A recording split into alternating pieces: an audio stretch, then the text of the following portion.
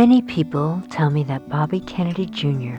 was great as an environmental attorney, but that he went nuts when he started to go against vaccines.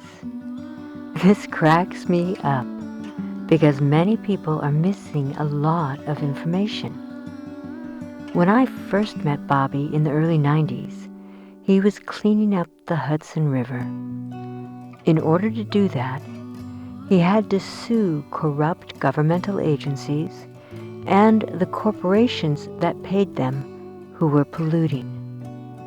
During lawsuits, he was able to get discovery, which are documents that the other side did not want anyone to know. He transformed the Hudson from being so full of toxins that you couldn't eat the fish, and so full of oil that the Hudson even caught on fire, into one of the most ecologically diverse rivers on the East Coast. He is indeed a great environmental attorney. Bobby sued the EPA, Ford Motors, General Motors, and basically all the people that were harming the Hudson.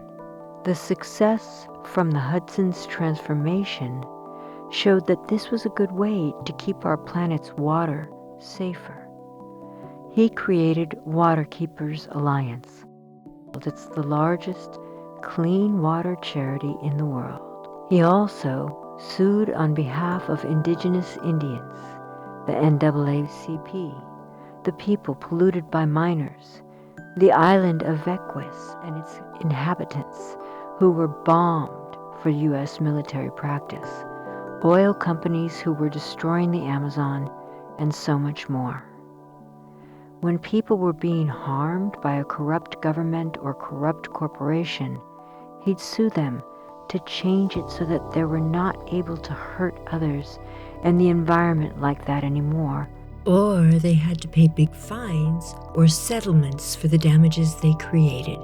New York Magazine called Bobby the Kennedy who mattered. He was named one of Time Magazine's Heroes of the Environment for his success helping the riverkeeper lead the fight to restore the Hudson River. He was appreciated and applauded. Then many moms with children who had autism or other diseases or whose children had died young sought him out. These moms continually begged him to help them. Bobby didn't want to do that. He loved what he did for the environment. But he listened to these moms, and his empathy and compassion moved him to work to stop this from continuing to happen to other families. Most of those moms thought that their children had been injured after vaccinations. So he began to investigate.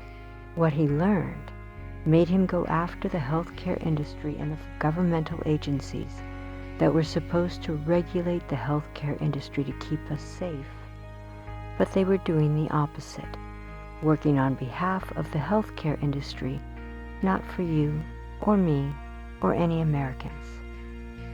Bobby did this in the same way that he cleaned the Hudson and other environmental issues. After all, our bodies are impacted by the environment we live in. Just like there are pollutants in rivers, there can be pollutants in our air, water, soils, food, medicine, homes, and bodies, and this can affect our health. But this time, as he was going against the pharmaceutical companies, he was now against one of the biggest, most corrupt industries worldwide. The pharma industry pays 66% of the U.S. Congress. It pays presidents. It funds many medical schools. It funds many universities, many social media platforms, many scientific journals, many doctors, many hospitals, and much of the news.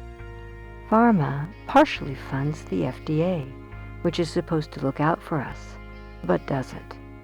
It even funds some big sports teams and many big charities.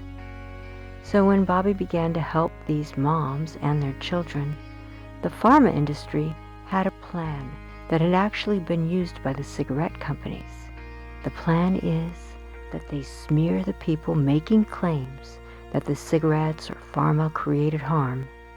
They malign them, they lie about them, they pay doctors to write pseudoscience disputing the harms they may have created. Or they praise the cigarettes or pharma, talking about their glorious benefits. And they tell people that those who oppose them are conspiracy theorists, liars, wrong, anti-science, anti-vax, insane, and more. They say these people are dangerous. That's why you see so many doctors, news companies, or governmental agencies who are paid by pharmaceutical companies saying that Bobby has conspiracy theories, that he used to be great, but he's not anymore. All these people are likely bought, or their employers are bought by pharma.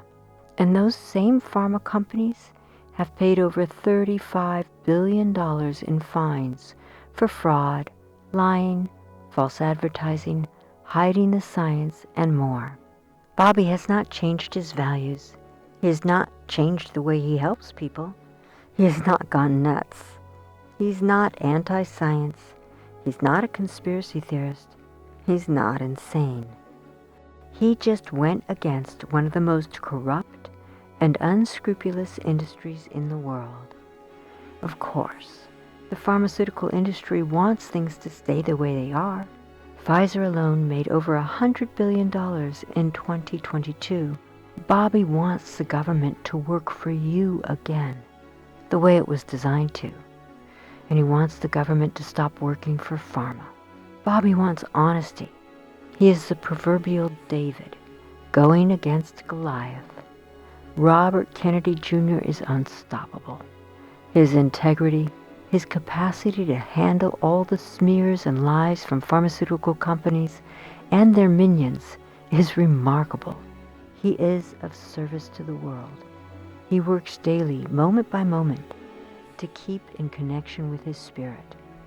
Bobby has not gone crazy, but his opponent of the last 18 years is one of the craziest, most endemic and richest industries in the world, who wants you to believe he is crazy. Bobby has been fighting corrupt governmental agencies and corporations for over 40 years. He's been fighting the status quo, the deep state, the establishment. If you want to learn more, go to Kennedy24.com and watch some of his videos. You may fall in love with his principles, his values, his empathy and compassion, and his wisdom.